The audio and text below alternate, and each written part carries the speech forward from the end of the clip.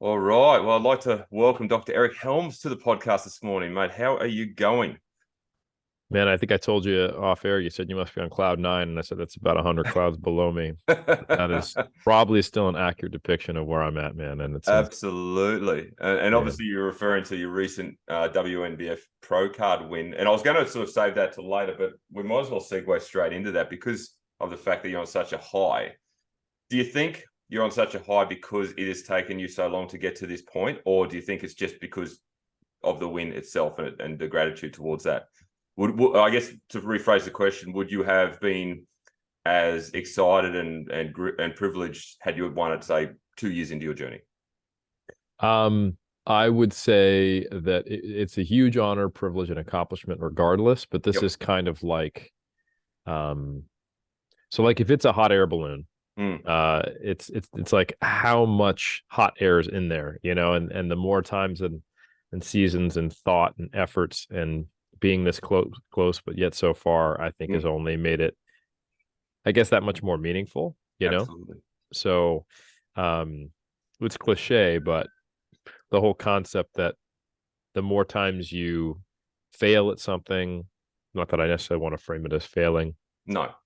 or the more times you attempt something, that when you finally do succeed, it makes it that much more rich. Absolutely. Is probably the way I would frame it. So um yeah, the first competitive season where I was in the hunt for a pro card in the WNBF specifically was 2009, which Mm-hmm. was my second competitive season. Right. So I can actually relate exactly to that specific question you had of Yep. what would it have been like in your second year or second season in this case, turning Mm. pro. And that would have meant a lot then, because it was I had just watched Alberto Nunez in his second season Right. win every single pro card. So for a little bit of context, we're going way back in the ages to the mid 2000s, right? So I've just moved back to California, gotten out of the Air Force, and I'm taking my first plunge into competitive natural bodybuilding. I do my first show, an INBA show with Alberto Nunez, and then we both do a lot of things wrong as you typically do your first season, and he realizes the big thing is that he was just way too heavy and needed to get leaner. So he decides to compete the very next year Right. and just get right back into dieting. And he wins three different Federation Pro Cards, wins the three biggest natural bodybuilding shows in California. He wins the INBA Silver and Black, the NGA California, and the INBF Capital City, which is now the Muscle Mayhem. Yep. So he goes PNBA, NGA, WNBF Pro. And I'm his buddy. I'm in the audience. I watch every single one. I'm like, wow, that's awesome. My turn next year. There you go. Motivated. Didn't exactly go that way for me. So Mm. at the INBA Silver and Black, I placed third. At the NGA California, I placed second. And then in the Cap City, I actually did win the heavyweights and then got into the overall. And then I got to see Moji Alua, who people will be familiar with if they Mm. follow the WNBF, as well as Jeff Alberts, battle it out with Moji coming out just 1 point. And I was, probably a distant third or fourth in that overall. Don't even know. Um, so I'm like getting better and better and better, and I'm excited, and I'm seeing, and Jeff and I connect backstage. This is the formation of 3DMJ. 3 weeks later, I'm driving up to Washington, one of the shows that I came back to for the first time in 14 years this year. Um, and boom, I win the light heavyweights, and I'm in the overall again. But this time, I'm watching Jeff Alberts and Luke Ellis, and Jeff Alberts this time wins by 1 point against Luke Hey. Ellis, who's this massive heavyweight. Yep. And I'm again probably a distant third or fourth, but I'm like, hey, I got in the two overalls. I'm right there. Yeah. And I'm like, Berto, listen, man, if I could just get a little bit tighter, I think I can do this. And he's like, I think you can too. And there's a show September 30th. This was mid-August. The Leroy Perry show. It's a pro-am. First year it's happening, '09, in my hometown of Sacramento, literally 15, 20 minutes from my house tops. And I'm like, all right, man, just another 4 weeks. We dig hard. I get shredded. First time I've ever had, fully striated glutes. I compete and I place second to the guy who ends up winning the overall, Scott Kluth. Shout out to him. And I think he actually came down from Washington, if I recall correctly, and won that and got his WNBF Pro Card. And I was like, damn. So it's about as close as you can get. I went from third to second to two first to second to the overall winner. and yeah, and that was the first run. So if one of those had gone my way, I would have been ecstatic. Yep. That was a very emotional year for me. Mm. I had lost my father. It Oh, was I had actually lost an uncle. I had, had a lot of financial strain. As anybody who's a personal trainer in '09 can tell you, when the financial collapse occurred, yep. I basically lost one job. There was this company called National Home Trainers that you drive around, train people in their home with the stuff you got in your trunk, and they would give you a cut. And they just stopped replying. So, you fulfill this contract. I did like 60 hours and then they just never paid me. Oh man. But I fulfilled the contract because the people had paid them. So they just ran with the money, and Okay. I'm nice. And I didn't feel like people who paid. So I took the hit, Yep. and they basically like tipped me. So I'm making like $10 an hour off those. And then while I eventually did get paid, my studio that I was working at closed down and changed owners. And during that ownership change, there was basically a month period where we were just like, fingers crossed, keep working, managers there, but the owner is a different owner. And we're like, well, let's really hope that the new owner comes in and honors what the work we did. They did. So it was good. But yeah, you can imagine basically not getting paid for 2 months when you're in your mid 20s, early stage, like it was very tight. Yeah, I can Um, imagine. yeah, tore my hamstring before my first competition. It was Oh, a very, very rough year. So like I was kind of processing that grief, all that stuff that was going on, and just driving forward, um, and trying to form this thing called 3DMJ. And I'm like, and they're all pros, mm. Jeff, Berto, Brad, all WNBF pros, and I'm like, I'm this guy. I got to get my pro card, and yeah, I fell short. Yeah. So it was very disappointing. But at the same time, I also knew I wasn't at their level yet.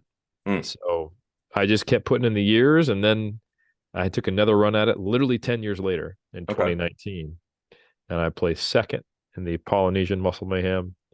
I won the INBF River City, but Yep. there wasn't enough for a pro card. And then I placed second in my division in INBF Muscle Mayhem, coming back to that show 10 years later.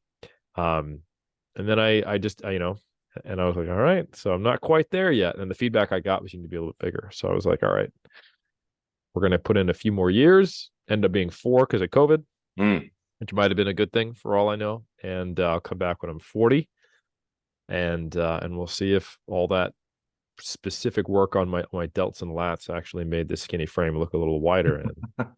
And man, this year even started out the same way. Yeah, right. I won the New Zealand show, Yep. where we first met, Yep. person at least, I think. And they were like, yeah, the show was a little bit too small, and the panel thinks if you were a little bit tighter that we could have awarded you the pro card. And then I placed second to the overall winner. And the next weekend, when I went out back to the California to do Battle of the Bay, so it was starting to be this whole like I'm bridesmaid again. But I just put my head down and kept working, and eventually the Australia show went my way, barely. I got the second pro card. You did. You did. So Yeah. just No, that was awesome to watch. knocked my toe over the line, man. Yeah. Well, hey, mate, that's all it takes, right? It doesn't matter if you win by 100 meters or a centimeter. It's a win's a win. Do I'll you take the centimeter. Yeah, yeah. So given that you were obviously, as you put it, bridesmaid multiple times, was there any moment within that period that you sort of went, this isn't just going to be my way, or that spurred you on to just continue on the journey and go, no, I'm going to keep trying. I'm going to keep trying. I think that's a complex question. And I think the one thing I've realized is, and something I think it's probably I got from coaching, is that your emotional state is a transient one. And one of the things that we always coach our athletes to do is to not buy into the narrative that's attached to your emotions in the moment. Mm-hmm. And especially don't make large decisions based upon where you're at emotionally during contest prep. So like for example, the emotions I've felt in the moment when I've had that have ranged from I got robbed without even looking at the pictures yet, right? Okay. To, of course, I'm like I'm even surprised I got second.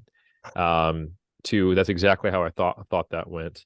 And then that has either been motivating or demotivating. And you just have to let go of that. And I would say the fortunate thing for me, is that the entire philosophy that I was developing as I was also going for my pro card in '09 was surrounded by 3D muscle journey. So I think a very, very good thing for me was that I saw in '09 Jeff Alberts get his pro status in the NGA and the WNBF. And that's relevant because Jeff had been in the hunt, arguably, and he would tell you this, too focused on getting his pro card the past, decade of competing. And he had some bitter, bitter defeats, losing by a point, feeling like it was politics, traveling, out of state, and then and not even having anybody with him, just him alone in the hotel room, focused on the pro card, like, the competitor's mindset. And he actually had thought he'd retired in '06. He took 3 years off competing, like, screw this, And he realized that he was missing a piece of himself, that he really expressed himself as a bodybuilder as part of his identity. But he committed to coming back, and instead of focusing on the outcome, focusing on the journey and looking at it as a pathway to promote the sport. He started a website and a blog called 3D Muscle Journey. He had what's called the natural movement, and he interviewed other bodybuilders. So this is old school. Like, he had, Lane Norton, when he was just kind of known as a person on the forums. He interviewed me. He interviewed Berto. He interviewed Brad. And this was before we were a collective. Yep. That's kind of how we got to know each other. And he had a bunch of the other kind of decently well-known natural bodybuilders on his website as interviews. And he was sharing his experience, and he was preaching, balance, moderation, but still dedication, desire, and discipline. So, and that kind of expressive journey focused, like, it's about the process, and you don't have control over where the chips fall. You just bring your best version of yourself. That was being ingrained in me simultaneously as I was also in the hunt and very seriously did want to win. And I think that is something you have to do in bodybuilding if you want to be sustained. So if you want to sustain a career in it, because it is such a subjective sport, and it's not only just subjective, but even if you have like a good panel who really knows how to follow the judging criteria, even though that might be super consistent, let's say, hypothetically, judges always get it right. We know they don't. And what is right anyway? Yeah. But let's say there was an objective truth for bodybuilding judging, and they always got it right. That is colored even more so by who shows up on the day, right? Because it's not you compared to it's not just you versus the criteria. It's you in relation to the other people on the stage for the criteria. Yeah, exactly. So this season was a bit of a mind F for me, because I went from winning a show, placing second, to placing third in the successive 3 shows that I did before the Australia show 2 weeks after that. Yet my physique improved each week. So I'm getting better, but my placing is getting worse. And it's like, what the fuck's going on? So I guess the long and the short of it is that I have always been able to just put my head down and focus on becoming a better version of me, and using bodybuilding to express myself and connecting to it in deeper and deeper ways over time. It became my vocation. It became my intellectual pursuit. It became the way I express myself artistically. It became the pathway to me becoming a more, I would say, just evolved human, learning that I had greater self-efficacy and I could do hard things in life. I don't think I would I wouldn't have a PhD without bodybuilding. I wouldn't thought I was capable of it. Yep. I think I became a better husband, because my first season, I was a pretty shitty husband with bodybuilding. And then I was challenged to get that feedback and be like, listen, this was kind of crap, Eric, from my wife, Barb. And then me going, wow, I really need to think about how my decisions are impacting others. Yep. From that point on, prep was an opportunity to expose my own character flaws, because I'm under so much stress, identify them, trace it back, and then work on it. Love that. So yeah, it's become a transformative experience in many ways. So I think regardless of whether I get the pro card or not, I would bodybuild forever. Okay. But that doesn't mean I didn't want the pro card back. Of course. And I think that's the reason why I never, to go back to your original question, I would never let a loss discourage me and go, screw it, I shouldn't be in the hunt for this. I'm not going to compete. Yep. because the actual prep process and getting shredded, not just recreational bodybuilding where, maybe you do a summer cut to look good, but you're not getting to 5% body fat. No. That's why I would keep getting on stage, because it's a vehicle for that transformative experience, and seeing if I can bring my best and seeing if I've improved as an advanced lifter, and having to do it to a schedule that I don't have control over to kind of test my mettle, if you will. I think that process is something that I would keep doing regardless. And then the cherry on top, granted, it can be a pretty big cherry when you let your competitive nature come out, for myself, is the pro card. And I did that in 2019. I kind of went into it with the mindset of, you know what, I do this for a lot of other reasons, but let's really lean into, I think I'm good enough now. I took 8 years off competing for my graduate work. I know I've improved my physique, and I couldn't believe what I looked like in 2019. And then in 2019 to 2023, I actually made some only marginal improvements in my physique, but I think they were targeted and very important, like delt mass and lat width, that had a disproportionate effect on my presentation as a bodybuilder, that really were, I think, the linchpin of why I was able to turn pro this year. They kind of completed my physique, in my opinion. But anyway, all that is to say, definitely was discouraged. And I think if I had been only or primarily focused on getting a pro card, or if I didn't have a deeper connection to the sport, I might have given up. And that's why I think it's so important that people make sure they have a solid basis of intrinsic motivation as a competitor before they really put a lot of energy, focus, and drive towards something extrinsic like a pro card.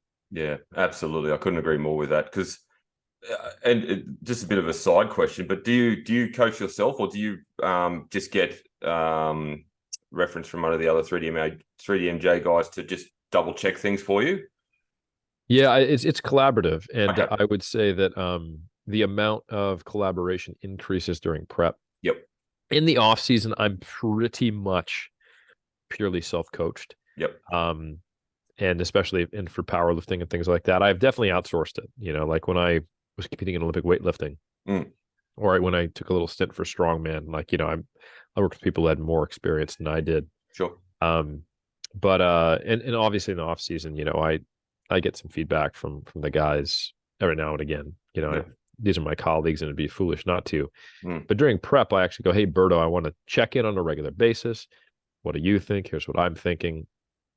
And I would say that he coaches me just like he would any other veteran bodybuilder, where it's a little more focused on the outcomes versus the X's and O's, so that I have the autonomy to leverage my experience and personal knowledge, and the flexibility to auto-regulate, because I'm very aware of my biofeedback. Yep. But also I'm very aware of my decreasing level of objectivity.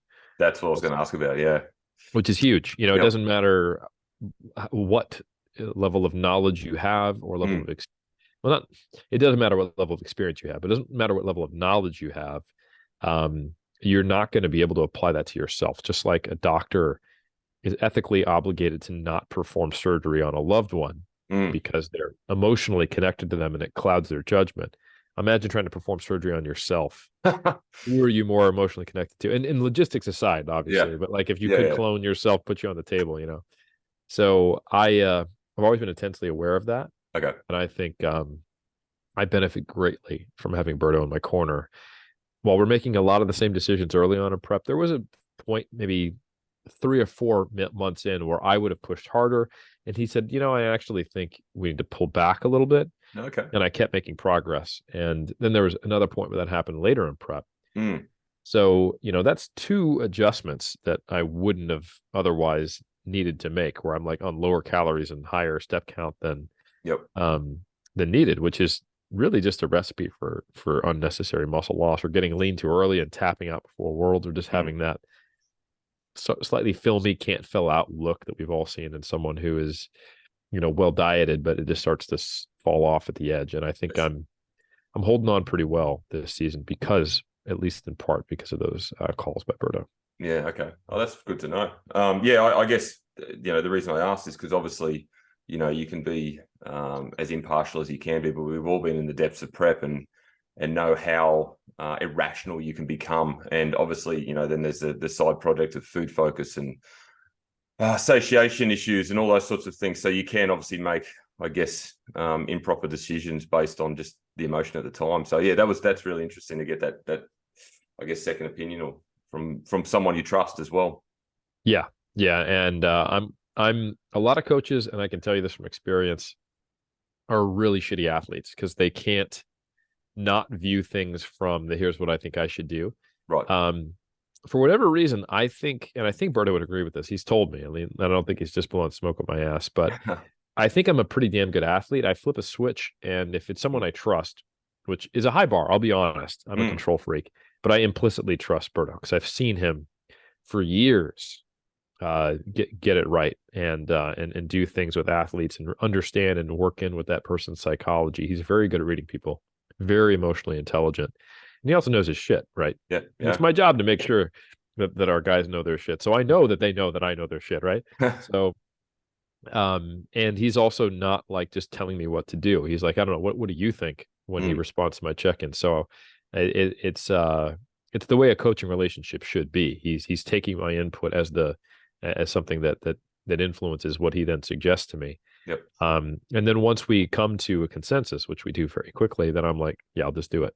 Yep. So yeah, and he always gives me insights. Like, here's what I think I'm seeing with your personality. You know, like, you trend towards overdoing it if I leave you to your own devices. You know, you're gonna get a few more steps. You're gonna be overestimating your calories, you know, things like that. So just be aware of that. And this is why. So it's always a good learning experience, and it's a great collaboration. Unreal. So what have you learned about yourself as a person over this, what's it been 16 years now, which is a lifetime for many. You know, obviously you've learned a lot about you as a bodybuilder and an athlete, but as a person, you know, we're talking obviously a lot more mental resilience because, you know, let's talk black and white. I'm assuming you still have those really tough days where you're dragging your feet and you're feeling quite tired and of the emotions can get the better of you and things like that. So through all of that experience, what do you think you've learned the most, having gone back several times now to compete? Yeah, you know, I think the biggest thing is that the more you can minimize those types of days, the easier you can make prep feel. It's counterintuitive for the intermediate and the early stage competitors who feel like, oh, once I've developed my willpower, I can push further to get further. Yep. And like, that's kind of true, but so much of getting into pristine condition is preserving the willpower necessary to do so and pushing only as hard as you need to get there so that it's not coming at a cost socially, psychologically during the diet or after. And I can tell you that every prep I've done has gotten easier. There was a monumental shift from like 2009 to 2011, and then from 2011 to the last two, even more so. So I've had those days, but they are the exception rather than the rule. I am remarkably functional and feel pretty good right now. It's not to say there hasn't been, you know, hard days or digging, but I think with knowing what's coming and knowing what is an appropriate level of digging with experience has been great. I think the other things I've learned about myself are that the level of belief that I have had in my capabilities in bodybuilding are changing. You know, I think it is to say that certainly I have domains in my life where I have confidence and I have self-belief and I don't put limits on myself. I would say academically, intellectually, I've accumulated enough wins and stepped up. And this is not always the case, mind you. I didn't think I was someone who would, you know, be capable of getting a doctorate, have the drive or the intelligence as a young man. And that was built over time by overcoming my own, you know, self-doubts or negative self-talk, right? And I think for bodybuilding, that is also now the case, but I had to kind of just shelf expectations and just simply put my head down and put in the work, because I knew that I didn't have the self-belief, and that if I listened to that voice or thought about it too much, it would actually get in the way of me doing the work I needed to do. It's kind of a, you know, there's a self-fulfilling prophecy, there'd be like a self-defeating prophecy.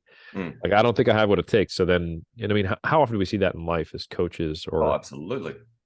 right? Like, what's the point? I'm not good enough, so I won't work hard enough to see if I'm good enough. Yep.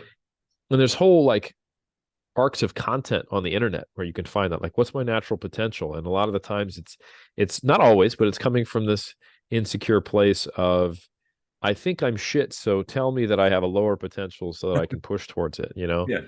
Um, and like, I'm not saying that's negative content. You don't want to be like, hey man, I'm going to get as big as Jay Cutler. Like, you want to have realistic expectations, Of course. but at the same time, you don't want to set yourself up to sell yourself short. Mm. And I was aware of that. And I was like, I'm not going to do that. You know what? I've committed to this bodybuilding thing. I'm going to take it as far as I possibly can, and I'm going to fill my cup. And I almost saw it as a negative to think about how my cup would stack up against other cups. Yeah. Wow. And I think to some degree that was very facilitated for me. And I think for people with similar self-doubts, even when you're competing, thinking about how you stack up against others in an individual sport can be a negative, right? Because ultimately in track and field, whether you're trying to jump, run, or in powerlifting, you're trying to squat, bench, and deadlift, Olympic weightlifting, or in bodybuilding, there is no defense.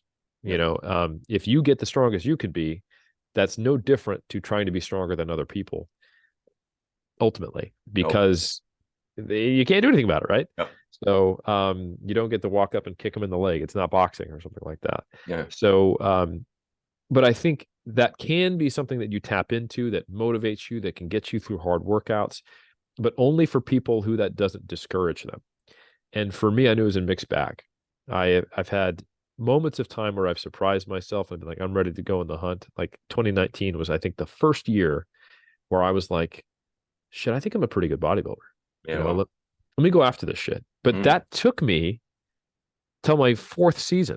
You know, I'd competed in 07, 09, 2011. I'd actually gotten a PNBA pro qualification, but I still didn't have the ability to look at myself and go, I'm a pretty good bodybuilder. I thought like, I'm getting by on the fact that I'm shredded. I have okay symmetry, but I am small and I don't have good structure. So, and I'm a good poser. So if I sneak in and I do things right and I outwork people, I can do all right.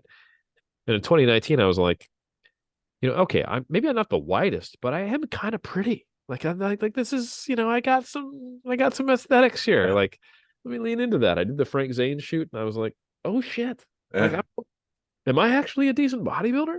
But I didn't believe it yet. And so the biggest thing I learned about myself is that I have to accumulate wins and really convince myself that I'm capable of something. And then once I have, that is where I really actually start to excel. In academia, for example, I remember when it ticked over and I went, shit, I'm actually pretty smart. And then all of a sudden I saw my career explode. So to some degree, I'm actually really excited about what this season has done for my self-confidence, because I really think now it's going to motivate me to have a next level set of progress from a psychological perspective. I'm hoping to have a second 20s in my 40s. How good. And I know that sounds unrealistic, and it's not like I haven't been busting my ass and trying and grinding myself into dust. And, you know, I've had like hip surgeries and bicep tears. It's not like I haven't been trying, you know, but I think there's something intangible about the level of motivation you get when you have self-belief that stacks those chips. And I'm not saying it's going to happen overnight, but I do think my mid-40s, I'm going to maybe even surprise myself again and potentially other people with what I'm able to accomplish physique-wise. And I think that, yeah, you asked me, how has this changed me as a person? I'm talking about my physique, but really that is a symbol for what does self-belief and self-efficacy do for people, I think. Absolutely. Great answer. I love that. So since, you know, you've been obviously 16 years now, which is obviously a long time.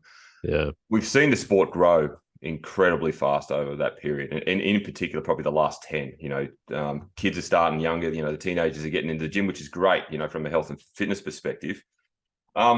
What would be your advice for a 16-year-old who's wanting to, obviously, you know, I guess the landscape has changed a lot with social media now too, so that there's that presence to consider. But what would be some of the advice you would give to a young up and starter who's getting into the gym, wanting to obviously, for their lack of a better term, get jacked and look good and obviously, impress the girls and all this sort of stuff. But with that in mind, obviously we have a prevalence of PEDs and SARMs and all this sort of stuff sitting on the sideline that can get them to a goal a lot faster too, because we live in that need it now culture. So someone who wants to sort of pursue the natural form without going down that path, what's some advice you would potentially give them?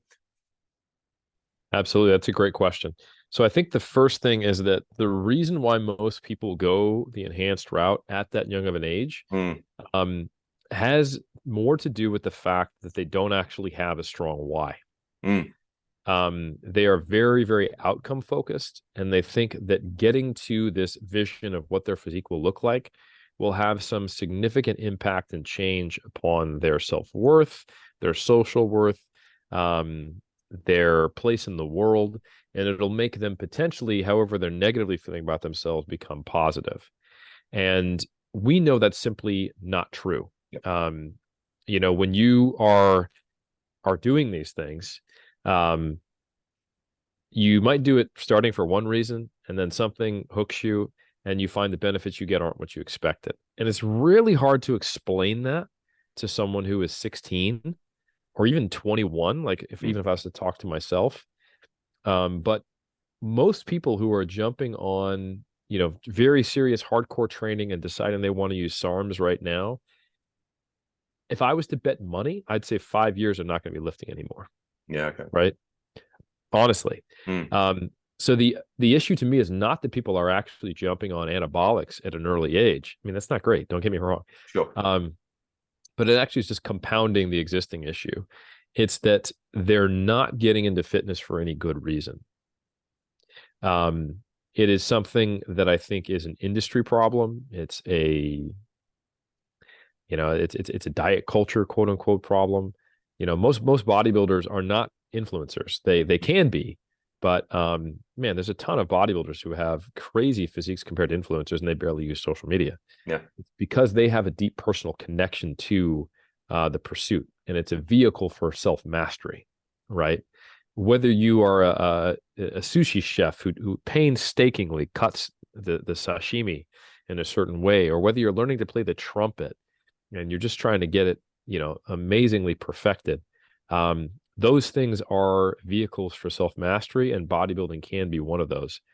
And I'm not expecting a 16-year-old to get that or pursue that, but I think what I can say is, regardless of the reason why you want to start getting into fitness now, I can say without a doubt that you're not going to stick with it long enough to get the results you want, or even if you do get the results, they'll be short-lived because you'll stop.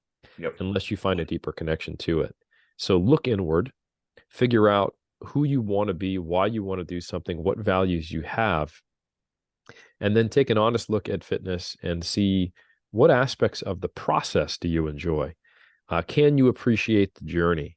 Can you see value in the training independent of what comes from it? And then on top of that, can you see value in improvement rather than getting to whatever you have on your poster or that saved picture, or looking like that other person, or looking better than the people around you? So I think you want to have a multi-layered cake of motivation. And, the base of that is enjoying the process itself.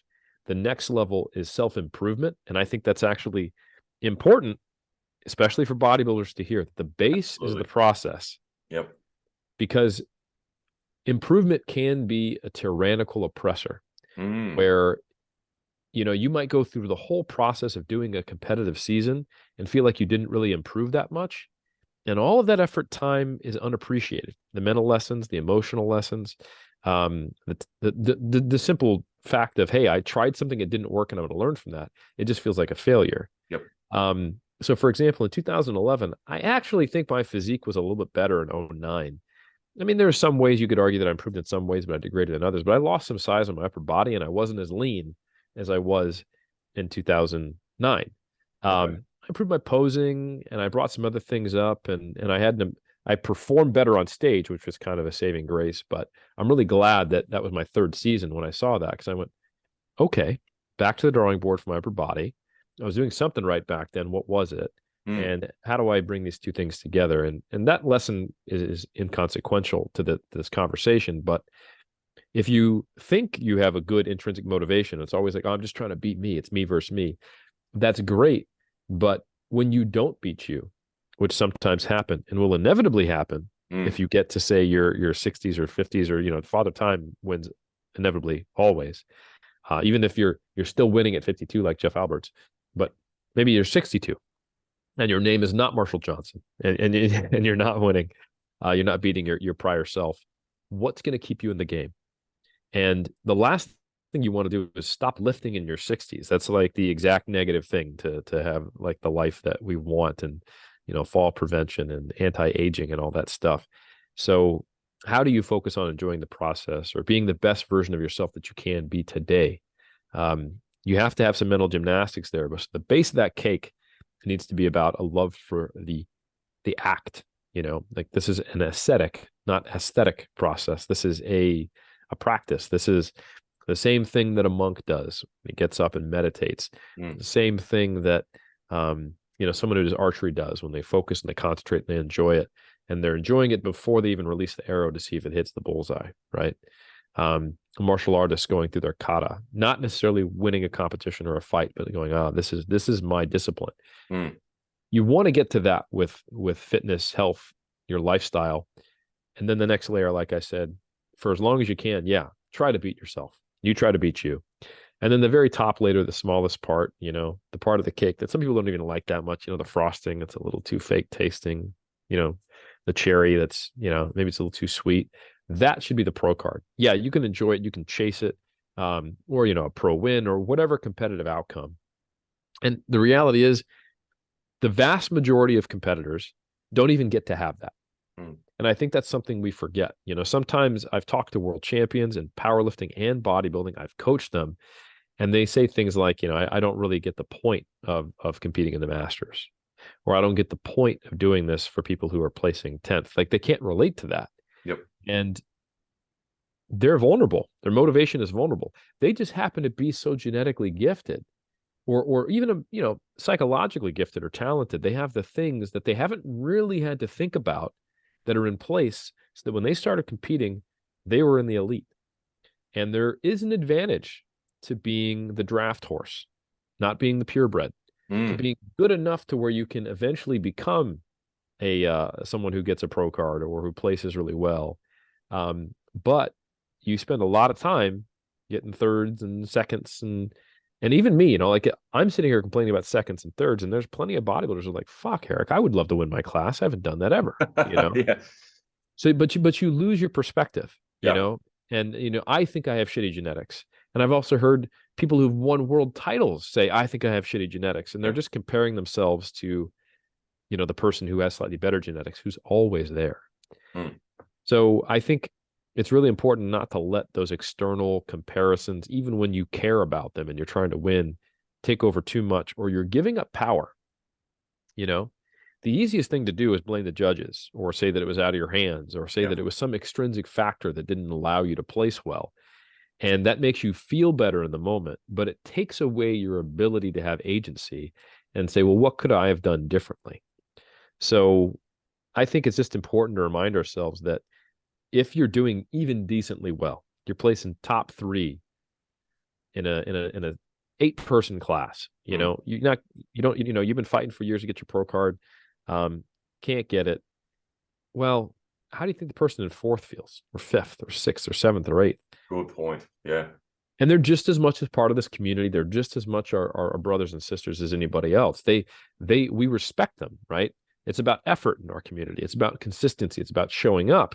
Yeah, we give a lot of accolades to the winners, but many times the people who are standing on top of the podium in the professional division with a gold medal around their neck are trying just as, and sometimes maybe not as hard, as someone who's placing 8th in an amateur local show. And their efforts produce different outcomes. And I think it's okay to celebrate winners. We should. And those amazing specimens of people are very motivating. They tell us what humanity's pinnacle can be. But ultimately, the thing we need to celebrate the most and encourage is the effort that leads to it, not the thing you get when you've put in the effort. Because there's something worth it. And I really hope people are placing 5th and 4th and 3rd and 8th keep going if and it can find the rewards from it somewhat independent of placing, and let the placing and the chips fall where they may. So I think all that is to say, for the young 16-year-old, the first person getting into it, you need to have a deep personal connection to this thing we call lifting or bodybuilding, or you're probably not going to be doing it 5 years from now. Yeah. Great point. Great point. You actually described a lot of my bodybuilding career. I started in 14 and did exactly just that. I barely placed. In fact, I probably didn't place, if I remember correctly, in the multiple feds I did. Came back 16, made some top 5s, came back 17, got some top 3s, and then 19, I jagged to pro card. So it wasn't from lack of trying, and it certainly didn't, diminish my ability to want more. But you just have to subjectively look at yourself, take the feedback on board, and get better, and put in the effort to get better. And I think that's what everyone should aspire to do. You said it perfectly. And from the competitor's mindset, that's exactly what you do. You use your lower placings to learn what you need to do to place higher. Yep. My very, very first season, I did 2 INBA shows. Sorry, I did an INBA show and an NPC show, which is an untested show. Yep. And the reason why I did the NPC show was because of the lesson I learned in the INBA show. So I did the novice class, and I said, you know what, I'll jump in the open too. Why not? INBA allows that. Should they? I don't know. INBA likes to collect money from a billion crossovers. So I did the novice tall, and there was 3 of us, and we were all definitely novices. Yep. But the other 2 gentlemen were younger than me. And I could just tell they didn't quite know what do you need to do to look good on stage. I'm not sure they fully dieted enough, but nonetheless, I won the novice tall class. I'm like, oh shit, I'm awesome. Yeah. Not really having a gauge of where I stood or were not. And then 20 minutes later, I jump in the open and I place 4 out of 4. Right. I go to place 3rd. And so I had this whiplash effect of, and honestly, I look back at the pictures and I realized, oh, I'm bad. Right? Like I'm not very good, but I won that novice class just because none of us were that good, and somebody has to be first, second, or third, right? Yeah. But I had spilled over. My color wasn't dark enough. I was posing terribly, and I didn't have great symmetry. I was basically lacking a back, and I made it all worse with the way I was posing, and I had also like oiled myself up too much. I just kind of looked like this yellow, skinny oil spill. So I realized that despite the fact that I won the novice, I wasn't any more proud of that than placing 4th in the open. I was like, I didn't represent myself well, not even to the best that I could right now. I messed up the game day. It's like, all right, next week I'm jumping in the NPC Contra Costa with 23 other novice middleweights, and I don't care how I place. Half of these guys are probably not drug free, even in the novice class. And what I'm going to do is get my color right. I'm going to fix my posing. I'm going to fix my peak.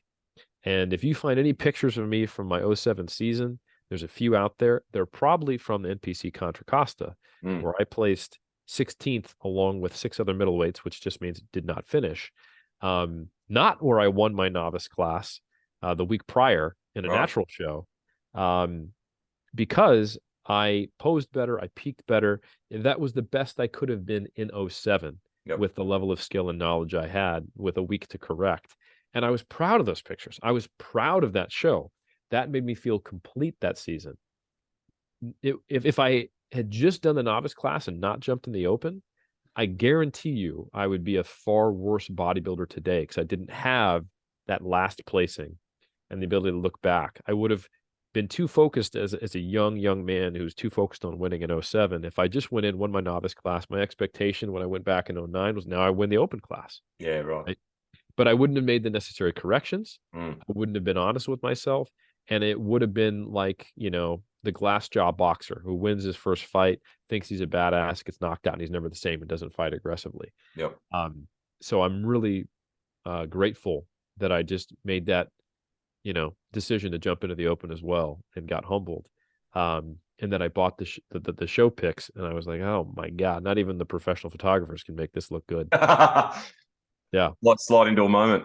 Yeah. Yeah. So I think that was really key. And you probably had a lot more maturity going into it, that mindset. I had kind of had to have that forced upon me through that experience. I didn't go into it thinking, you know what, it's my first season. We'll see how we do. Yep. I went into it in 07. I even said to my wife, you know what, if I can't be Mr. Natural Olympia, I don't know if I'd keep lifting. So Wow. early on, I had this very, very, I had a, upside down cake, and I was probably overly confident. I thought I was, because I had really good newbie gains. I put on a lot of muscle immediately, but I didn't have any concept of how much of a dog and pony show based upon structure that bodybuilding can be. Yep. And I didn't have any concept of, the difference between being the biggest guy in your local gym or having the strongest deadlift and then being Mr. Natural Olympia, like Philip Ricardo Jr. There's levels to this shit. So with experience, I think I probably erred too far in the other direction. I went from overconfident to maybe too insecure.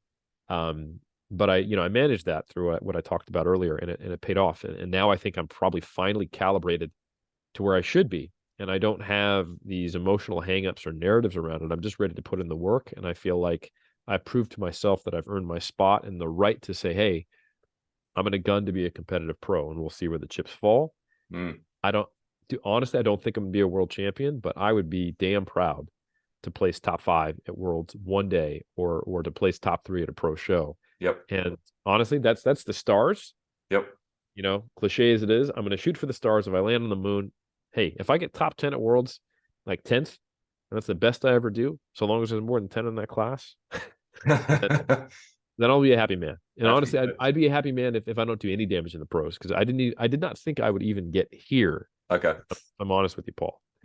Fair call. Okay. No, appreciate that.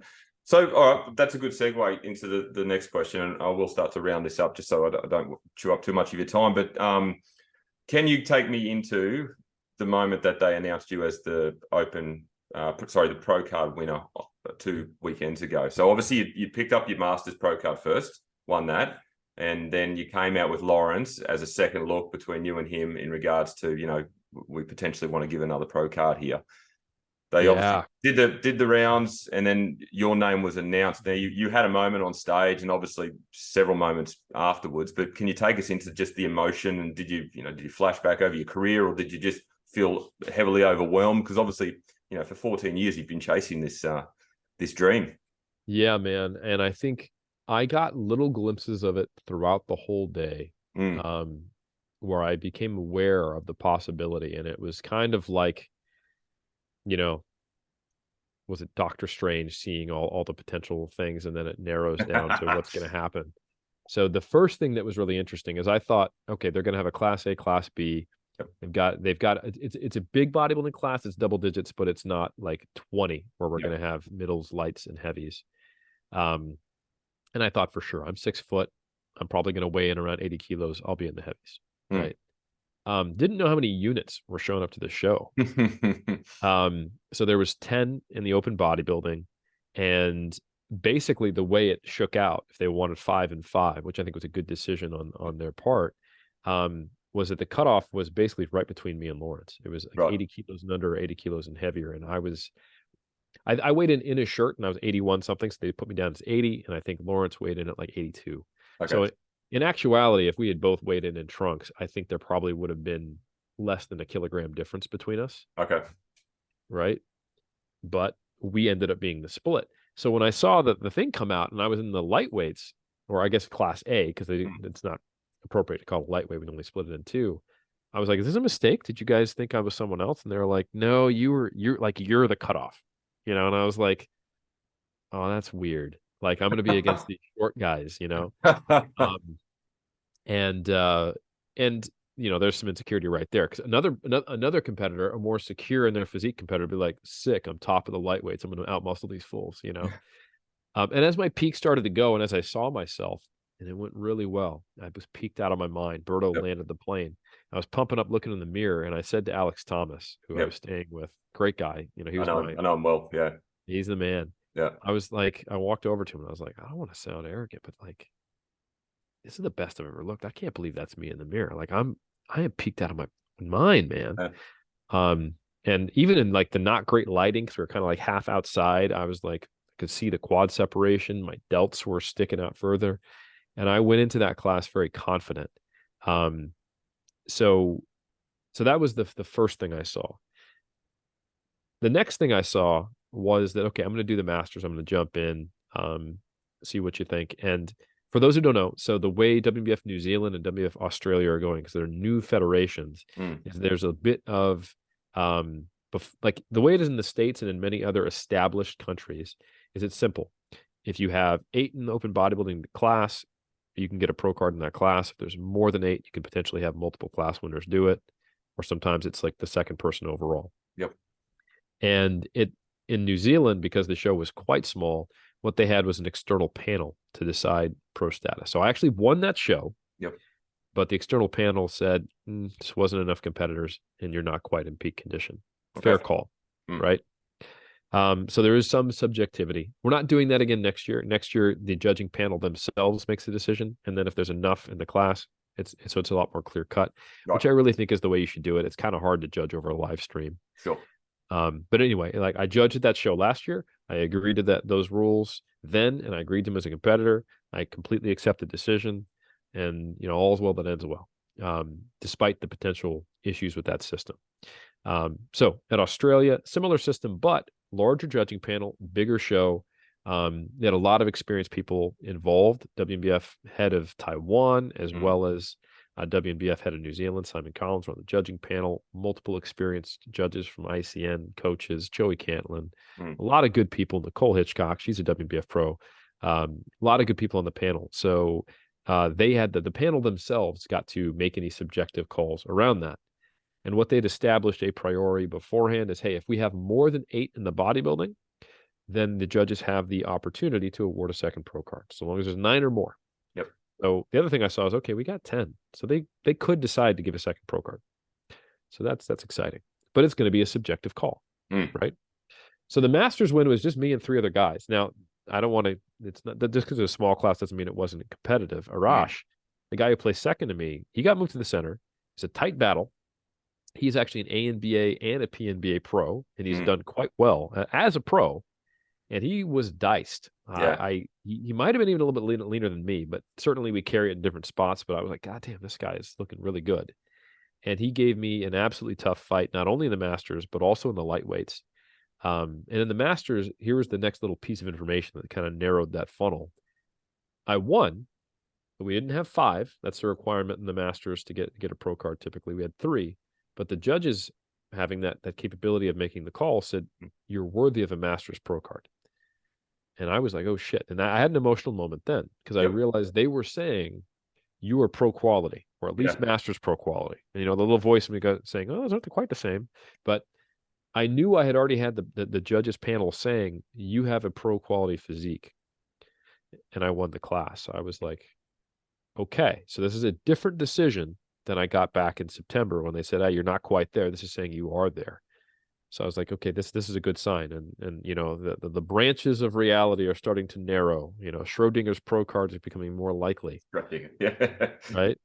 So then I went into the lights and I see, okay, Arash is there again. I know I can beat him. Alex Connor is a very good competitor. We'll see how this shakes out. And that ended up being the top 3, and I came out on top. And I was like, oh my God.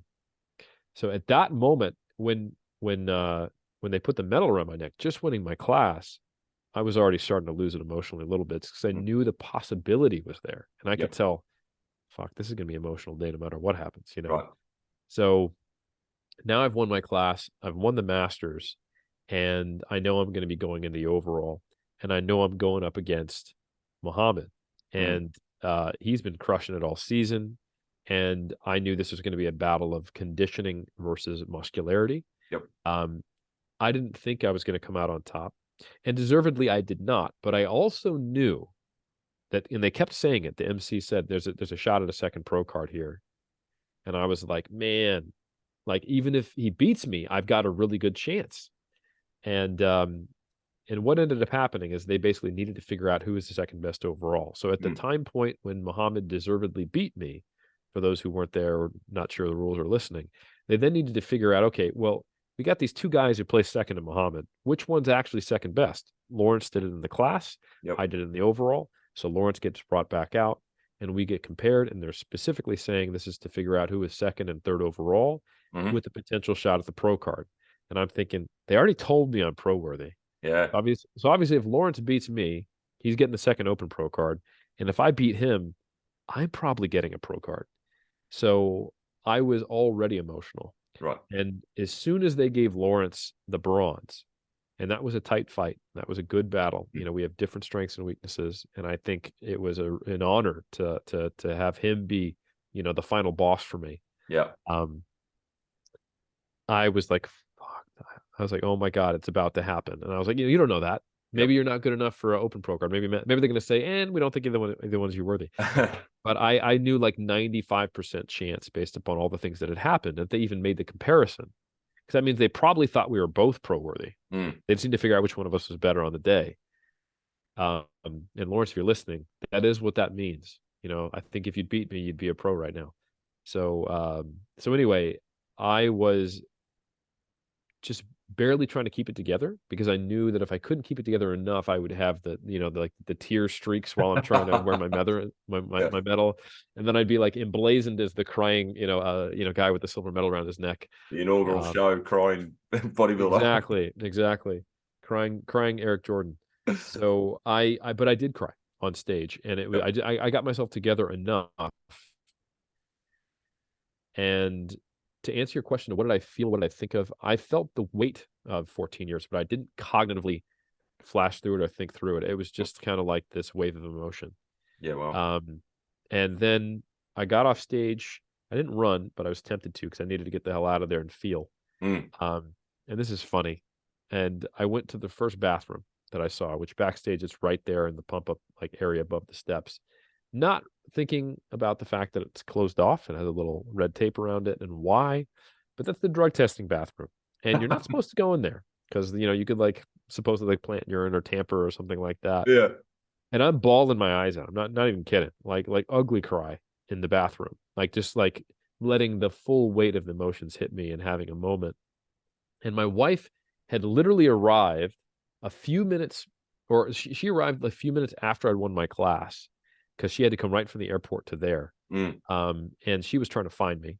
So, she knocks on the bathroom and I let her in and we have a moment, and I don't hug her because she'd be brown in a second. So now we've got two people in the bathroom, one of whom needs to be drug tested in the drug testing bathroom, probably breaking some rules. By saying this, I'm probably going to get my pro card revoked. And I hear, a sweet knock from one of the awesome, people who are the expediters, like, excuse me, Dr. Helms. And I'm like, yes, what's up? And they're like, you can't be in there. It's a drug testing bathroom. I'm like, oh shit, I'm so sorry. So I leave, so, but it was a series of just, I just couldn't control myself, and then I'm crying in front of Daniel Chappelle, who's also kindly helping me with Alex Thomas backstage. And, another thing I should say, it's just how much this can mean to people, is that Muhammad, this is his second season. He's 41, but he's put a lot into, he's been dieting, I want to say, since January or December, and I will be dieting for 41 weeks once Worlds is done. Yep. So even if it is just your second season, you haven't put in 14 years. When he beat me, he collapsed onto his knees and put his, he had a moment. That's the norm. This is a big deal, So yeah, it's not like I'm competing at who was it a bigger deal for, who cried more, but a lot goes into it. And if you listen to Lawrence talk about it, and he's been very candid on Bodybuilding Down Under as well as the General Muscle podcast. Great guy. Yeah, great guy. He talked about emotions that I have literally felt almost identically of what it's like to be just that close. Yeah. And he's had a couple of just that close moments, both in the ICN and now in the WNBF this season. And he is that close too. I relate. I had those moments in 2019 and 2009. And they're hard, but they will absolutely make the victory that much sweeter when it does happen. Oh, absolutely. Well, he's 23 too. He's got a lifetime of bodybuilding in front of him too, and good bodybuilding too. Yeah, absolutely. Yeah, no, and I think honestly, he's going to get there earlier than me, and he's going to be more competitive when he gets there. And Lawrence, if you're listening, when you do need to have your moment and break down and cry, just try to avoid the drug testing bathroom. Oh, that's awesome. That's a good story to tell. Mate, it has been an absolute pleasure. I we crossed paths back in, I think I mentioned this in New Zealand back in 2018 at the UEBC. Very briefly, Yes, you obviously that's right. presented with Lane and Mike and Brett and James, and it was just a panel of everybody. And I must admit, I walked away from that long weekend and it fundamentally changed my career. I learned so much in those 3 days compared to the previous couple of years. So I've been obviously following your journey ever since then.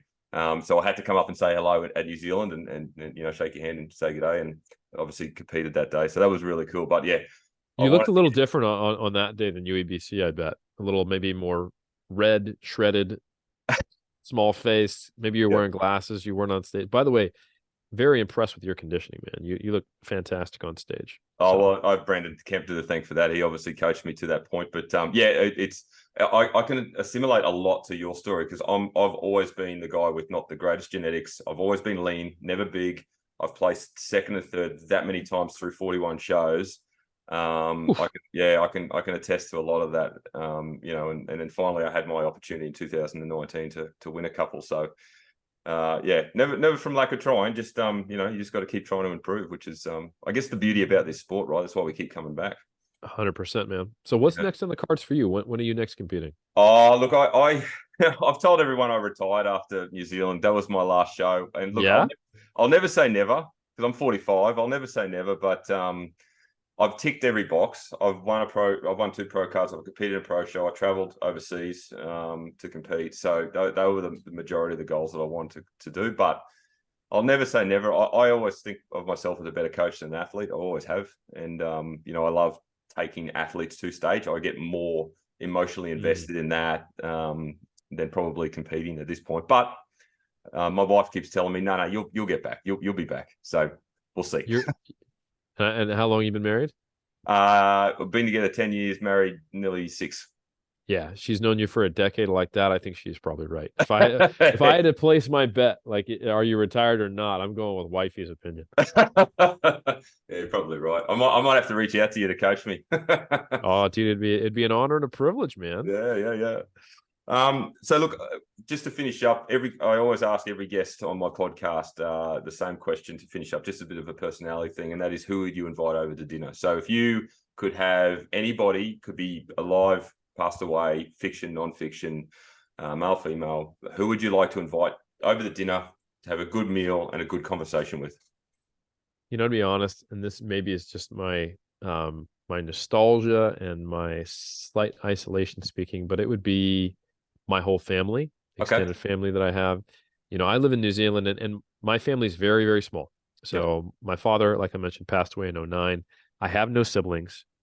And my mom is out here. So my immediate family is literally just our alive cat, Bucky. Unfortunately, Milo passed away earlier this year, but it's Bucky, my wife, Barb, and my mom.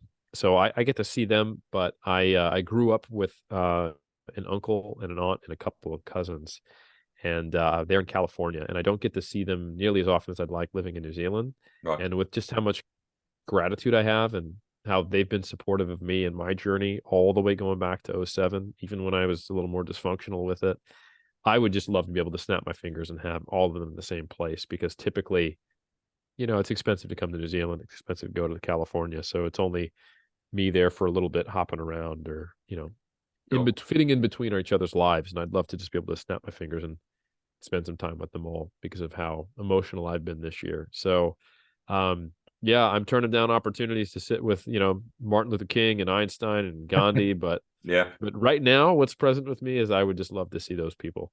Fantastic. Great answer, mate. Great answer. Well, look, I'll finish up there. Thank you so much for your time today. I really do appreciate it. Best of luck with Worlds, which is obviously on next weekend. I'll be tuning in with great interest because I know quite a few people, obviously yourself and Lawrence being 2 of many that are competing. And yes, I'm keen to see how everyone goes, and I wish you the best of luck, and I hope you're having a wonderful experience. And I'm assuming 2, 3, 4 years time, you'll probably be going around again at some stage, yeah? Yeah, it really just depends on what the WNBF rulings are looking like for how often you have to compete as a pro. Okay. And I at the earliest, it'll be 2025 with me getting back on stage, and I'd prefer a little longer because I just know it'll take some time for me to really make the progress I need to. But I'm also going to be laser focused. How good. people will find out that this guy who's been competing in strength sport and bodybuilding simultaneously since the very beginning. Yep. And even in the same season, I did a powerlifting meet this year. He's going to go monogamous and he's going to put a ring on bodybuilding.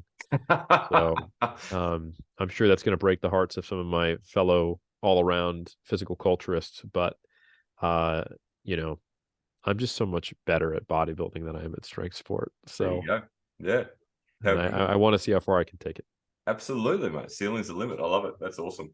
Oh, thank you once again, Eric. I really do appreciate your time, mate. There's been a really good insight. And, I was thinking when I approached you about coming on here, you obviously do a lot of podcasts and primarily talk about, your evidence-based coaching and science and research and everything like that. And I wanted to get the Eric Helms story. So I think we've covered the majority of that, particularly around bodybuilding. So it's been a really great insight. So I do appreciate it. Paul, you honor me, and I appreciate the opportunity to talk about it. And when this comes out, definitely hit me up if you want to do a collaborative post or whatever. I'd be more than happy to share it. I appreciate that, mate. Thank you so much. You got it, brother.